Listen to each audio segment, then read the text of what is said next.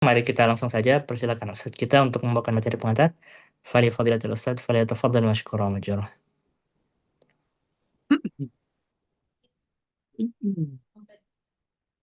Yes. Baik, syukuran Ustaz. Bismillahirrahmanirrahim. Alhamdulillahirabbil alamin.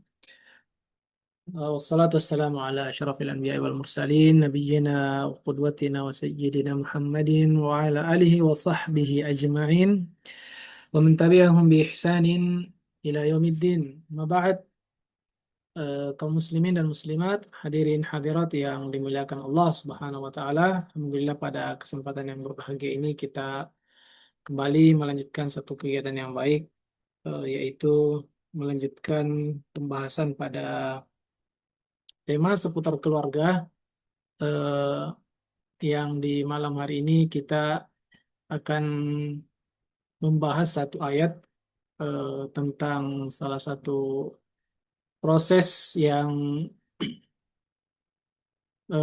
yang dilewati ketika hendak melangsungkan pernikahan. Dan ayat yang dibawakan dalam buku yang kita bahas, yaitu ayat dalam surah Al-Baqarah ayat 235, di juz kedua. Dan memang ini merupakan rangkaian ayat-ayat yang membahas seputar hukum-hukum dalam kehidupan keluarga Islam. Seperti yang kita ketahui di bagian-bagian akhir di juz kedua di surah Al-Baqarah ini, di situ banyak ayat-ayat seputar keluarga, ahkam, hukum-hukum yang membahas tentang kehidupan keluarga, mulai dari pernikahan, tentang talak, tentang rujuk, tentang khitbah, tentang masa iddah, tentang menyusui, dan beberapa ahkam yang dibahas oleh Allah Subhanahu wa taala pada ayat-ayat tersebut. Salah satunya adalah di ayat yang ke-235 ini, firman Allah Subhanahu wa taala, a'udzubillahi minasyaitonir rajim, wala junaha 'alaikum fima aradtum bihi min khitbatin nisa au aknantum fi anfusikum. Tidak ada tidak ada dosa bagi kalian atas kata sindiran, at-ta'rid, atas kata sindiran untuk meminang perempuan-perempuan atau menyampaikan keinginan menikah yang kalian sembunyikan dalam diri-diri kalian. Alimallahu annakum satadhkurunahunna walakin la tuwa'iduhunna sirran illa an taqulu qawlan ma'rufa. Allah Subhanahu wa taala mengetahui bahwa kalian akan menyebut-nyebut mereka. Mereka maksudnya wanita yang berada dalam masa iddah. Akan tetapi janganlah kalian berjanji secara diam-diam untuk menikahi mereka. Wala ta'zimu 'uqdatan nikahi hatta yablughal kitabu ajalah. Jadi janganlah kalian berjanji secara diam-diam untuk menikahi mereka kecuali sekedar mengucapkan kalimat yang ma'ruf. Dalam hal ini hanya sekedar sindiran saja. Jangan pula lah kalian menetapkan akad nikah sebelum selesai masa iddah tersebut. Wa'lamu annallaha ya'lamu ma fi anfusikum fahdharuh. Ketahuilah bahwa Allah mengetahui apa yang ada dalam hati kalian, maka takutlah kepada Allah. Wa'lamu annallaha ghafurun halim. Ketahuilah bahwa Allah Subhanahu wa taala Maha Pengampun lagi Maha Penyayang. Ayat ini, hadirin hadirat yang dimuliakan Allah Subhanahu wa taala, datang setelah ayat yang membahas tentang masa iddah seorang wanita yang ditinggal mati atau ditinggal wafat oleh suaminya, yaitu ayat yang berada di atas ayat ini, ayat 234. Walladzina yatawaffawna minkum wa yadharuna azwajan yatarabbasna bi anfusihinna arba'ata ashhurin wa ashra, dan seterusnya. Allah Subhanahu wa taala dalam ayat sebelum ayat ini yang kita bahas sekarang menyebutkan tentang satu kondisi wanita yang ditinggal wafat suaminya. Di situ Allah Subhanahu wa taala sebutkan tentang masa iddah wanita yang ditinggal wafat oleh suaminya, yaitu 4 bulan 10 hari. 4 bulan 10 hari ini tentu dalam kalender Hijriah kita. Jadi 4 bulan kalender Hijriah 10 hari. Itu masa iddah wanita yang ditinggal wafat oleh suaminya. Nah, kemudian setelah itu datanglah ayat ini menjelaskan tentang satu hukum seputar persoalan-persoalan khitbah. Ya, dan inilah yang kita maksud dalam judul yang mungkin telah kita lihat bahwa khitbah atau tunangan, ya tunangan merupakan hasil dari khitbah ya. Ini khitbah merupakan proses yang dilewati yang mana ketika proses ini disepakati antara laki-laki dan wanita, ya, khitbah dalam bahasa yang lain disebut juga dengan lamaran atau pinangan, maka ketika tercapai kesepakatan antara pihak laki-laki dan pihak wanita yang ingin menikah, sama-sama saling meridhoi dan sama-sama ingin menikah satu sama lain, maka terjadilah satu ikatan yang disebut dengan tunangan. eh, dan ini bukan akad nikah. Ya, jadi dan ini bukan akad, dia masih berupa perjanjian, komitmen untuk melakukan akad. Sehingga khitbah ini atau lamaran eh, dia merupakan mukaddimah, pendahuluan dari akad nikah dan dia disyariatkan dalam Islam, dalam agama kita. Di antara dalilnya apa yang ada dalam surah Al-Baqarah yang kita sebutkan tadi tentang khitbah tersebut. Kemudian dalam hadis Nabi Sallallahu Alaihi Wasallam, la yakhtubu ahadukum ala khitbati akhi. Janganlah salah seorang di antara kalian mengkhitbah, melamar di atas lamaran saudaranya yang lain. Artinya, ketika seorang wanita yang belum dilamar, maka disyariatkan untuk dilamar, ya, kalau kita menginginkan untuk menikahinya. Sehingga ada larangan kalau wanita itu sudah dilamar, tidak boleh bagi lelaki lain untuk melamarnya. Ya. Ketika dia tahu bahwa wanita ini sudah dilamar, sudah dipinang oleh lelaki lain, maka seorang laki-laki tidak boleh datang ya, dengan sengaja untuk melamar di atas lamaran saudaranya. Itu larangan Nabi Shallallahu Alaihi Wasallam. Dan dipahami dari situ bahwa wanita yang belum dipinang maka dianjurkan untuk dilamar sebelum dinikahi. Dan demikian pula perbuatan Nabi Shallallahu Alaihi Wasallam terhadap beberapa istri-istri beliau. Nah, sehingga dapat dikatakan bahwa lamaran ini pinangan ya, atau khitbah yang banyak disebutkan dalam bahasa-bahasa syariat dalam Al-Quran, dalam hadis Nabi SAW, al-khitbah. Jadi merupakan ungkapan seorang laki-laki, penyampaian dari pihak laki-laki atau yang mewakilinya, seorang laki-laki mengutus utusan misalnya mewakili dirinya, kemudian menyampaikan kepada pihak atau keluarga wanita bahwa dirinya bermaksud untuk menikahi wanita tersebut. Dan dalam hukum khitbah ini ada beberapa catatan yang perlu kita eh, tandai, yang perlu kita ketahui ya, sehingga di dalam judul yang tersebar ini merupakan salah satu jalan halal menuju menuju pernikahan. Di antara catatan terpenting adalah yang tadi, yaitu tidak melamar seorang wanita yang sudah dilamar ya, oleh orang lain. Dan ini diberikan penjelasan oleh para ulama kita bahwa larangan itu berlaku ketika memenuhi beberapa syarat.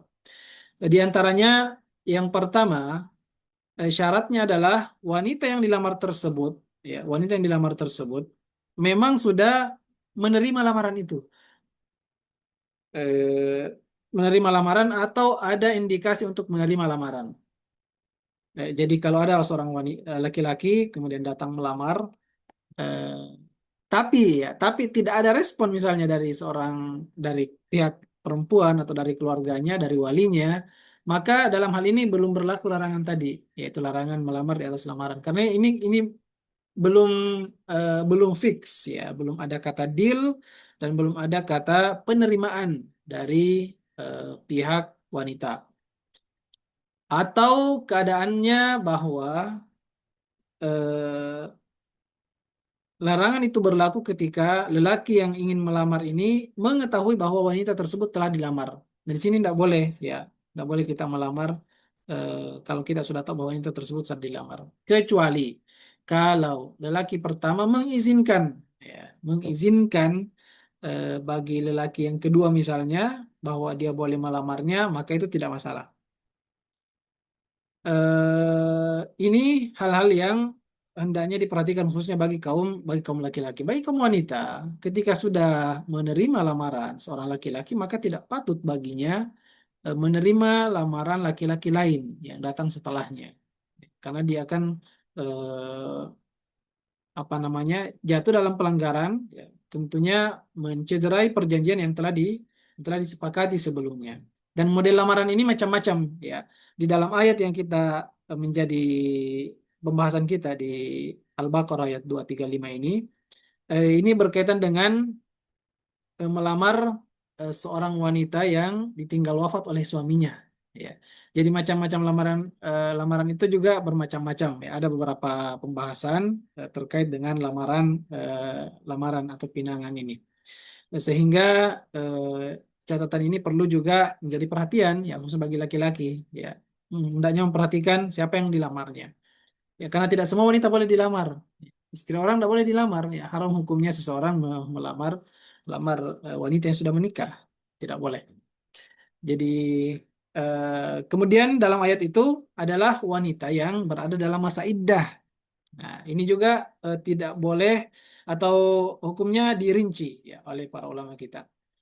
Kalau dalam ayat yang kita baca, ayat 235 surah Al-Baqarah ini eh, dibolehkan dibolehkan dengan cara tertentu dan dilarang dengan cara tertentu. Ya. Kapan di kapan dibolehkan?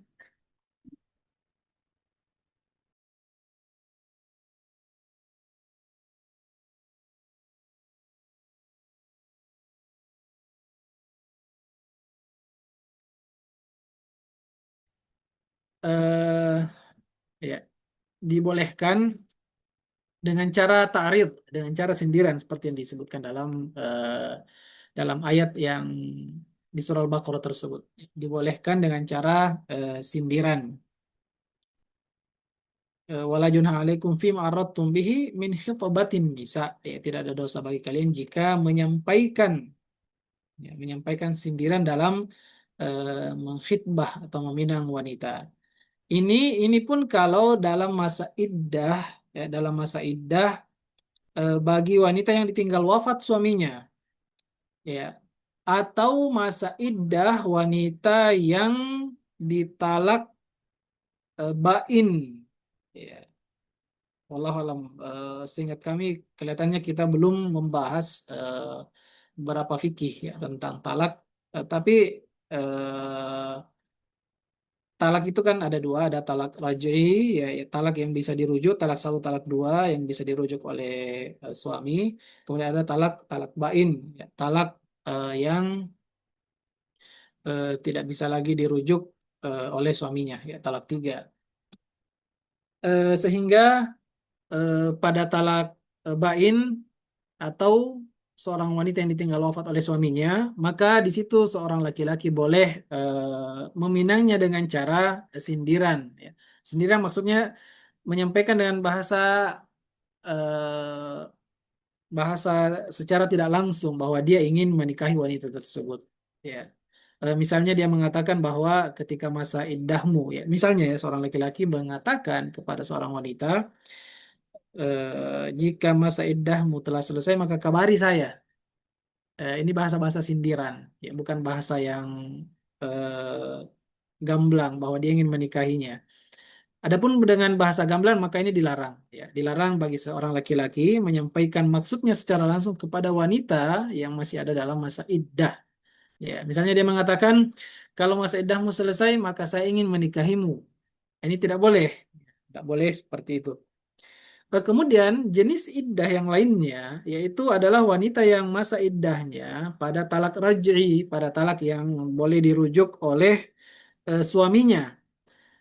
Pada masa iddah yang seperti ini, ya misalnya talak satu atau talak dua, kemudian wanita ini menjalani masa iddahnya. Pada masa iddah yang seperti ini, seorang laki-laki tidak boleh sama sekali meminang wanita tersebut, baik dengan cara sindiran atau secara langsung. Ya, baik dengan cara tasrih secara langsung ataupun dengan cara sindiran atau dengan cara ta'rid. Ya, jadi ini beda kondisinya. Ini mudah-mudahan bisa dipahami dan bisa dibedakan. Ya. Jadi bedakan antara talak raj'i dan talak bain. Ya, talak bain ini yang boleh ya, dengan bahasa sindiran atau wanita yang ditinggal wafat oleh suaminya ini boleh dengan bahasa sindiran dan inilah yang dijelaskan dalam ayat surah Al-Baqarah ayat 235 tersebut. Kemudian wanita yang tidak boleh dilamar oleh seorang laki-laki juga adalah wanita yang seperti yang kita sebutkan dalam hadis tadi yang telah dilamar atau wanita yang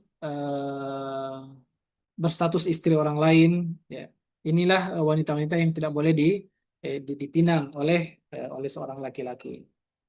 Kenapa hadirin yang dimuliakan Allah Subhanahu wa taala? Karena jika seseorang ya, jika seorang laki-laki datang meminang, ya, seorang laki-laki datang melamar kepada wanita yang ditinggal wafat oleh suaminya, misalnya, seperti yang disebutkan dalam ayat tersebut, dan dia menyampaikan maksudnya secara langsung, ya. Ya, dan inilah hikmahnya kenapa dilarang kita sampaikan secara langsung, ya.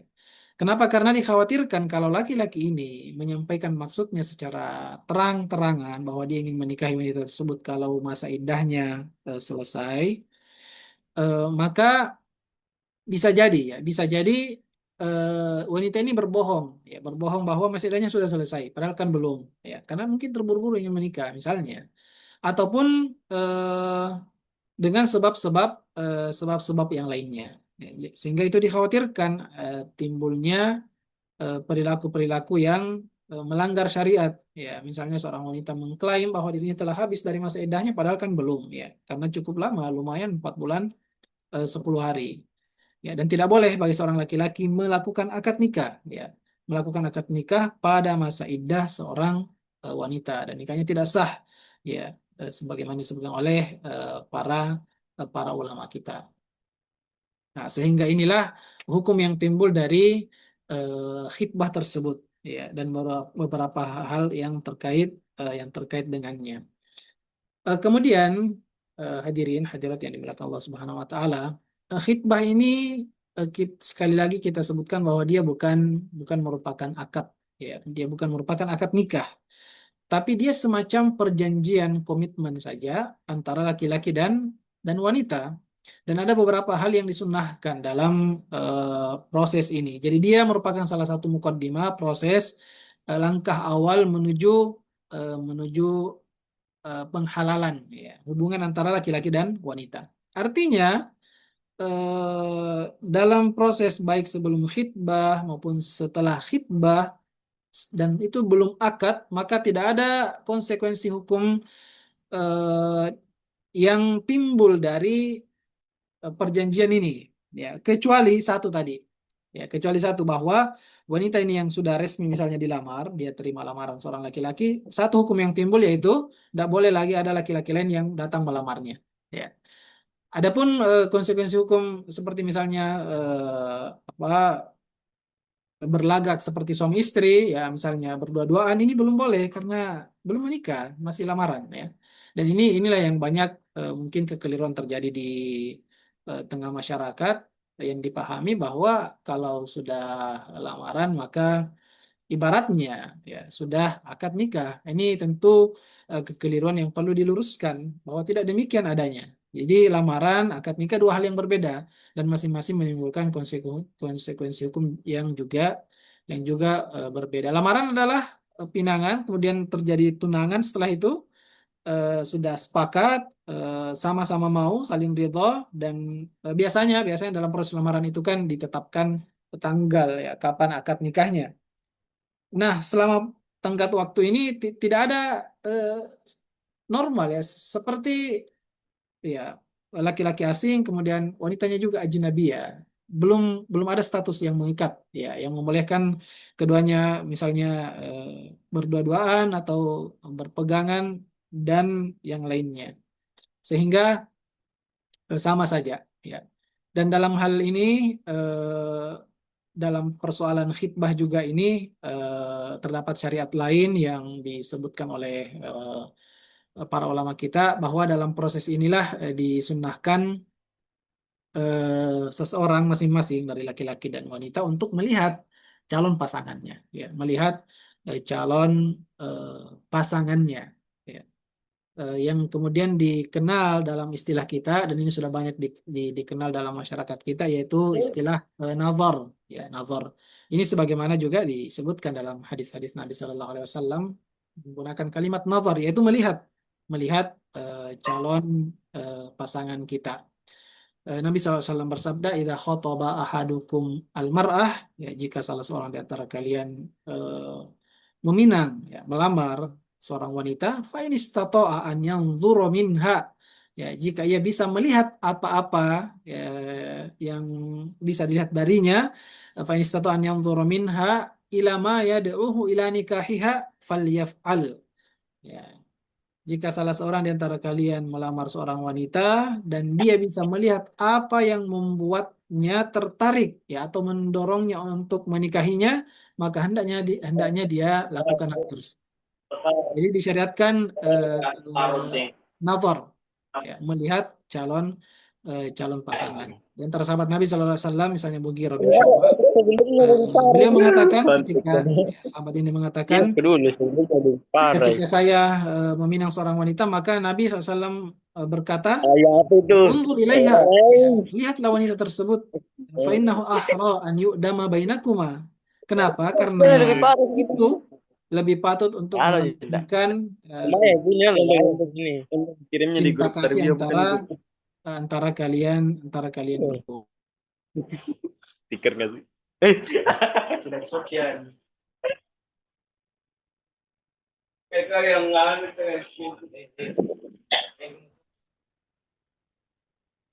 Itu ada yang terbuka, Safarudin siapa itu? Iya. Baik, ya tadi ada sedikit iklan ya. Ini merupakan bagian terakhir dari pembahasan kita, hadirin hadirat yang dimuliakan Allah Subhanahu Wa Taala, seputar hukum apa namanya hukum nazar ini atau hukum khitbah. Ya, jadi kesimpulannya bahwa khitbah ini adalah sesuatu yang disyariatkan, ya, merupakan sebuah mukaddimah pendahuluan eh, penyampaian maksud ya dari pihak laki-laki kepada pihak wanita untuk menikahinya, ya, dan dari pinangan ini lahir beberapa ahkam seperti yang telah kita sebutkan tadi dan berkaitan dengan khitbah ada beberapa hal yang perlu diperhatikan, ya, melihat keadaan seorang wanita karena tidak sama semua keadaannya, ada yang boleh dikhitbah dilamar secara mutlak, ya, misalnya jomblowati, ya, yang belum dilamar ini boleh dilamar baik dengan cara langsung ataupun dengan cara sindiran. Adapun beberapa jenis kategori wanita yang tidak boleh dilamar, ya, yaitu misalnya wanita yang telah dilamar oleh laki lain ataupun wanita yang berstatus sebagai istri orang lain atau wanita yang meskipun dia berada dalam masa iddah tapi iddah talak eh, raj'i, ya. Sedangkan wanita yang ditinggal wafat oleh suaminya atau wanita yang ditalak dengan talak bain, maka boleh dilamar, dipinang dengan cara tidak langsung, ya, menggunakan bahasa kiasan, bahasa-bahasa sindiran, ya. Dan tidak boleh menikahi seorang wanita yang berada dalam masa iddahnya. Kemudian dalam khitbah juga disinilah disyariatkan yang namanya nazar, melihat calon pengantin, calon pasangan kita baik laki-laki maupun perempuan, tapi lebih ditekankan pada laki-laki, ya, pada pada laki-laki. Karena beberapa teori menyebutkan bagi seorang laki-laki, ya, ini ada yang menyebutkan seperti itu.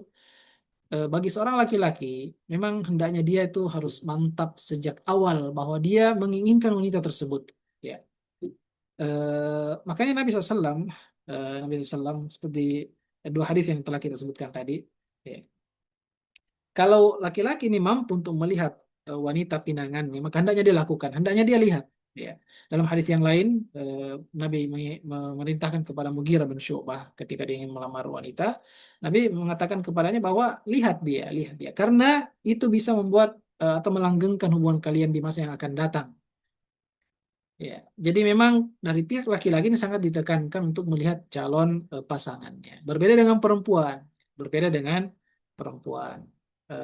Studi apa teori itu mengatakan bahwa seorang wanita meskipun di awal ya mungkin tidak begitu tertarik atau bahkan mungkin tidak tertarik sama sekali bagi tidak tertarik kepada laki-laki yang ingin menikahinya ya tapi mungkin karena faktor lain sehingga akhirnya dia menikah maka cinta itu bisa tumbuh seiring berjalannya waktu ya misalnya dari perlakuan baik dari laki-laki ini perhatian dan seterusnya berbeda dengan laki-laki ini ada teori yang menyebutkan seperti itu sehingga sangat ditekankan ya khusus bagi laki-laki untuk sejak pertama memang dia menikahi wanita yang dia inginkan ya bukan karena faktor lain tapi memang dia yang ingin menikahi wanita tersebut ya sehingga di antara hal yang perlu diperhatikan adalah hendaknya laki-laki ini melihat ya calon pasangannya dan ya kita tutup sesi ini dengan pembahasan para ulama kita dalam masalah nazar ini ya batasannya ini ada khilaf yang cukup panjang juga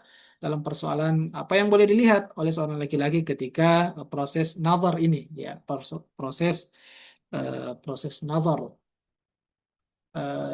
Intinya bahwa yang disepakati oleh para ulama kita yang disunnahkan untuk dilihat ini disepakati bahwa laki-laki ini boleh melihat wajahnya ya dan kedua telapak tangannya. Adapun yang lain ya sebagian ulama memandang bahwa boleh melihat rambutnya jika laki-laki itu ingin melihat rambutnya ataupun lengan ya ataupun betis minimal anggota wudhu ya ada sebagian ulama kita yang memandang hal tersebut ini tergantung ya kesepakatan dan keinginan bagi seorang laki-laki ketika terjadi proses nazar atau di tengah proses pinangan tersebut ya dan di sini catatan hadirin yang dimuliakan Allah Subhanahu Wa Taala bahwa istilah ta'aruf sebenarnya ini istilah yang tidak dikenal dalam eh, apa namanya dalam sejarah pernikahan dalam Islam. Ini istilah baru yang muncul ta'aruf. Ta'aruf kan kalau dalam bahasa kita, ta'aruf ini kan bahasa Arab ya. Dalam bahasa kita diterjemahkan saling mengenal ya. Sehingga banyaklah yang menyalahgunakan istilah ini ya sehingga muncullah hubungan-hubungan yang Allah musta'an merusak generasi kita hari ini ya dengan dalih ya mau saling mengenal ya ta'aruf terlebih dahulu saling kenal satu sama lain akhirnya muncullah beberapa hubungan ya antar laki dan wanita yang tidak halal hubungan yang haram yang sebelum akad nikah ya terdapat jalinan asmara hubungan antara keduanya yang melanggar tentunya batasan-batasan syariat. Sehingga istilah ta'aruf ini sebenarnya tidak boleh apa perlu didudukkan dan diluruskan maksudnya. Jadi ta'aruf itu bagian dari khitbah ya. Jadi pertama khitbah, kemudian di dalamnya ada nazar ya. Kemudian disitulah ta'aruf sebenarnya terjadi. Jadi bukan ta'aruf ta'aruf ya yang kita angkat-angkat ya, mau ta'aruf ta'aruf dan seterusnya. Tapi yang ada dalam syariat itu nazar, ini jelas hadisnya tadi, perintah Nabi untuk an-nazar ya. Kemudian khitbah juga jelas. Ya. Adapun ta'aruf ini sebenarnya mengikut di dalam. Artinya orang kalau sudah khitbah kemudian eh, dia juga nazar di situ, maka situlah ta'aruf sebenarnya. Atau kalau ta'aruf yang model yang lain, maka ta'aruf ini bukan dilakukan oleh yang bersangkutan, ya maksudnya laki-laki tersebut dengan wanita yang diinginkan ya tidak. Tapi seorang laki-laki yang ingin mengenal lebih jauh ataupun sebaliknya perempuan yang ingin mengenal lebih jauh eh, pasangan yang diinginkannya, maka hendaknya dia mencari tahu lewat pihak ketiga, ya jangan dia langsung, ya karena di situ ada syaitan di situ. Kalau dia yang langsung, maka syaitan akan menjadi pihak ketiganya. Hendaknya dia mengutus seseorang misalnya, ya entah keluarganya, temannya, mencari informasi tentang calon pasangannya. Inilah beberapa ahkam, ya hukum-hukum seputar lamaran, khitbah atau pertunangan yang kita bisa sampaikan, memanfaatkan waktu yang ada. Selanjutnya kami kembalikan kepada moderator. Barakallahu fikum. Bagaimana cara agar tetap terjaga setelah khitbah nazar selama penantian menuju pernikahan? Baik, di antara hal yang disebutkan oleh para ulama kita berkaitan dengan ahkam khitbah ini adalah ketika sudah mantap hatinya dan sudah sama-sama saling ridho dan ingin melanjutkan ke pernikahan, maka hendaknya melaksanakan sholat istikharah, mohon petunjuk kepada Allah Subhanahu wa taala agar dimantapkan pilihannya. Jadi sholat istikharah ini fungsinya untuk mohon taufik ya kepada Allah Subhanahu wa taala bahwa pilihan itu yang terbaik baginya untuk masa yang akan datang. Sehingga sholat istikharah ini fungsinya bukan untuk menentukan pilihan, ya, yang mungkin sebagian kita kadang memahaminya seperti itu, bahwa ketika memilih di depannya ada pilihan, kemudian sholat istikharah, kemudian setelah sholat istikharah dengan harapan ada pilihan yang ada petunjuk setelah itu. Sebenarnya sholat istikharah ini fungsinya untuk memantapkan pilihan yang sudah kita putuskan pilihan tersebut. Ya, sehingga dalam hal ini biasanya sebagian orang karena memandang bahwa sholat istikharah ini fungsinya untuk menentukan pilihan, maka muncullah beberapa spekulasi bahwa setelah sholat istikharah kemudian dia bermimpi, kemudian ini dan seterusnya. Itu sebenarnya tidak ada kaitannya, ya. Sehingga kembali lagi ke tadi bahwa ketika kita sudah mantapkan pilihan terhadap sesuatu, ya termasuk pernikahan ini, lamaran, sudah mantap pilihannya, maka disyaratkan untuk sholat istikharah, ya, untuk memohon taufik, diberikan petunjuk bahwa itulah yang terbaik di sisi Allah Subhanahu wa taala. Kemudian memang tidak ada eh, apa namanya batas waktu yang ditetapkan oleh para ulama kita antara kesepakatan perjanjian pernikahan ini, lamaran ini, sampai pada akad pernikahan. Akan tetapi hendaknya sesuai uruf, ya, sesuai kebiasaan yang terjadi, yang berjalan di masyarakat kita. Tentu tidak terlalu lama, ya, tentu tidak terlalu lama. Ya, jadi jeda, bahkan sebagian kebiasaan mungkin ya, sebagian daerah atau negara bahkan ya di saat itu juga pelamaran, kemudian setelah itu pernikahan, akad nikah. Ya. Tapi kalau kita umumnya di Indonesia biasanya ada jeda waktu, ya beberapa pekan atau mungkin bahkan bisa sampai sebulan juga, eh, karena ada beberapa administrasi yang perlu diurus. Ya, ada beberapa administrasi yang hendaknya diurus di eh, kantor urusan agama misalnya, dan persyaratan-persyaratan lainnya yang mesti diadakan. Nah, kita hendaknya menjaga diri, ya, dan ini godaannya di sini lebih berat, ya hadirin yang sangat berbahagia. Godaan baik godaan bagi wanita maupun laki-laki di masa penantian itu biasanya semakin semakin kencang, ya. Artinya godaan untuk melakukan keburukan dari syaitan, ya Allah musta'an, biasanya semakin semakin kencang, ya.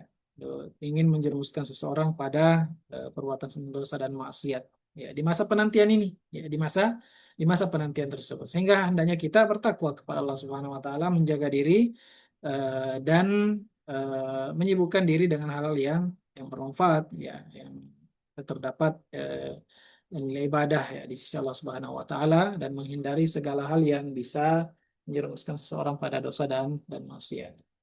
Wallahu a'lam.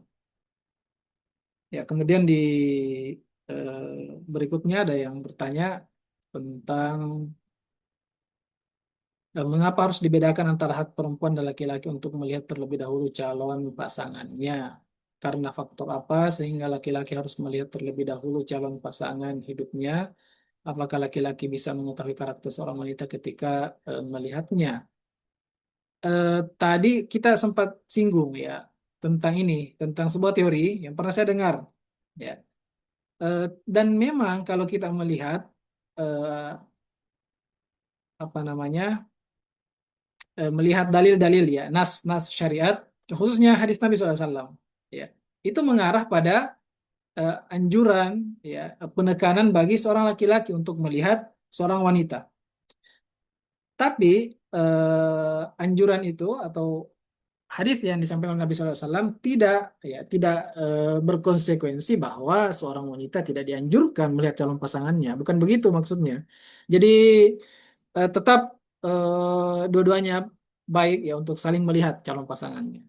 Hanya saja ya teori yang saya sebutkan tadi bahwa kebutuhan laki-laki itu lebih besar daripada kebutuhan wanita untuk melihat calon pasangannya. Dan itu didukung ternyata dengan hadis Nabi SAW. Bahkan dalam beberapa riwayat, ya saya lupa nama sahabat yang dimaksud, ya ada sahabat yang ketika melihat apa melihat calon pasangannya, ingin melihat wanita, dia dia melihatnya sembunyi-sembunyi, ya melihatnya sembunyi-sembunyi dia yang sangat bahagia. Kenapa? Karena coba kita bayangkan ya dalam ini kan ada nazar ya. Nazar itu kan saling melihat ya. Umpamanya saling melihat antara calon laki-laki calon pengantin calon pasangan laki-laki ya dan perempuan. Kemudian nazar saling melihat dan misalnya tidak jadi ya misalnya tidak jadi. Tentu biasanya yang yang lebih tinggi yang lebih besar tingkat kesedihannya adalah wanita yang biasanya ya biasanya. Eh, Biasanya seperti itu, ya. Apalagi memang secara fitrah, ya, secara fitrah bahwa wanita ini kan yang eh, biasanya ya, dan ini mungkin sudah menjadi urf juga di masyarakat dan sesuai fitrah wanita juga mungkin bahwa mereka itu biasanya menunggu, ya, menunggu sehingga ketika sudah nazar saling melihat kemudian tidak jadi, maka yang biasa yang paling sedih, tingkat kesedihannya yang paling sedih adalah seorang wanita. Berbeda laki-laki, memang dia mencari, ya. Sehingga dalam sebuah riwayat itu menyebutkan bahwa sahabat ini mengintip-intip, ya, mengintip-intip. Jadi dia melihat wanita tersebut tanpa wanita ini melihat dirinya. Ya. Adapun hak melihat semuanya memiliki hak, ya, tanpa perbedaan antara keduanya. Hanya saja kita sebutkan tadi penekanan, ya, penekanan dan teori yang telah kita sebutkan tadi bahwa memang laki-laki kalau sejak awal harusnya dia memang menginginkan wanita tersebut. Ya, berbeda dengan wanita. eh, Walau lama apakah ada penelitiannya atau tidak, tapi teori itu menyebutkan yang saya pernah dengar bahwa berbeda dengan seorang wanita yang kalau dari awal mungkin tidak ada perasaan sama sekali, itu bisa muncul ya, bisa tumbuh perasaan itu seiring dengan berjalannya waktu. Ya, wallahu alam. Kemudian untuk proses nazar itu pas ketika khitbah, ya, ini pertanyaan berikutnya. Atau boleh sebelum khitbah, ya. Eh, Nazar eh, boleh sebelum khitbah ya. Nazar jadi melihat eh, seorang laki-laki melihat calon pasangannya dan mungkin dari pandangannya itulah dia ingin memantapkan niatnya untuk melamarnya. Jadi boleh ya atau bersamaan dengan melamar juga boleh. Kemudian dan untuk wanita yang sedang berproses ta'aruf dengan seorang laki-laki namun si laki-laki tiba-tiba tidak ada kabar selama sebulan, bolehkah si perempuan tersebut menerima proses ta'aruf dari orang lain? Ini yang tadi kita sebutkan ta'aruf ya. Ta'aruf apa yang dimaksud di sini? Eh, Ta'aruf ini kan ya ta'aruf kan saling mengenal ya. Belum ada ikatan sama sekali. Belum ada ikatan sama sekali bahwa kita sepakat untuk menikah. Jadi belum tunangan, ya belum tunangan. Sehingga boleh saja bagi setiap pihak, baik pihak laki-laki maupun pihak perempuan untuk menentukan pilihannya karena belum ada kesepakatan di situ. Bahkan pun setelah adanya kesepakatan ya, misalnya nih laki-laki melamar, kemudian lamarannya diterima oleh pihak perempuan di tengah perjalanan, ya Ini sudah sepakat ini. Kemudian tiba-tiba salah satu pihak berniat ya menyampaikan permohonan maaf untuk membatalkan. Itu sah-sah saja. Ya, hanya saja mungkin akan menjadi bahan pembicaraan ya di tengah masyarakat. Kalau dia batalkan padahal sudah sepakat ya bahwa tanggal sekian akad. Kenapa? Karena kan tadi kita sebutkan bahwa lamaran tunangan ini eh, bukan akad nikah, bukan akad nikah. Perjanjian komitmen saja. Ya. Sehingga memang harus dipikir baik-baik sebelum sepakat ya dalam lamaran ini. Menerimanya harus dipikirkan baik-baik. Apa kita terima atau tidak, apa kita melamar atau tidak, sepakat atau tidak dan seterusnya. Ya. Sehingga intinya tidak ada ikatan yang mengikat sampai akad nikah tersebut. Ya. Hanya saja bukan sesuatu akhlak yang baik ya, tidak termasuk perilaku yang baik ketika seseorang membatalkan tanpa uzur syar'i tentunya. Ya, tanpa uzur syar'i kemudian secara sepihak membatalkan lamaran telah disepakati sebelumnya. Ya, wallahu alam. Terakhir mungkin apa hal-hal krusial yang sangat penting untuk ditanyakan saat nazar? Ini tergantung personnya, ya. Tergantung laki-laki apa yang mau ditanyakan, tergantung wanita apa yang mau ditanyakan, ya. Dan saat nazar itu memang kesempatan untuk ta'aruf, ya. Eh, Misalnya visi misi pernikahan, eh, bagaimana seorang laki-laki melihat eh, wanita karir misalnya, ini tergantung ya, sangat kondisional, tergantung kondisi masing-masing, ya. Yang paling utama adalah tentu visi misi, ya. Bagaimana dalam pendidikan anak, bagaimana eh, tentang bekal-bekal yang telah dan seterusnya, ya. Komitmen bersama setelah pernikahan, umumnya seperti itu, ya. Wallahu alam. Baik, ya. Proses nazar itu hanya berdua saja atau ada orang lain yang mendampingi? Oh ya, ini penting juga. Ya, dalam proses lamaran tadi kita sebutkan bahwa lamaran ini kan penyampaian dari laki-laki kepada wanita untuk menikahinya, meminangnya. Ya. Dan dalam proses ini banyak cara yang bisa dilakukan. Ya. Banyak cara yang bisa dilakukan. Misalnya yang bersangkutan langsung, ya laki-laki ini langsung datang ke rumah wanita menemui walinya, ya bukan menemui wanitanya, berdua-duaan, bukan menemui walinya. Ya. Eh, Kemudian ketika ingin pada saat nazar maka ini harus didampingi tentunya, ya. Harus tidak boleh berkhalwat, tidak boleh berdua-duaan, ya. Karena kita tahulah, ya, dan Nabi SAW telah mengabarkan hal tersebut. Tidak boleh eh, apa berkhalwat antara seorang laki-laki dan wanita, ya. Jika itu terjadi, tidaklah yang ketiga kecuali syaitan, ya, yang akan datang untuk menggoda keduanya jatuh dalam dosa dan maksiat.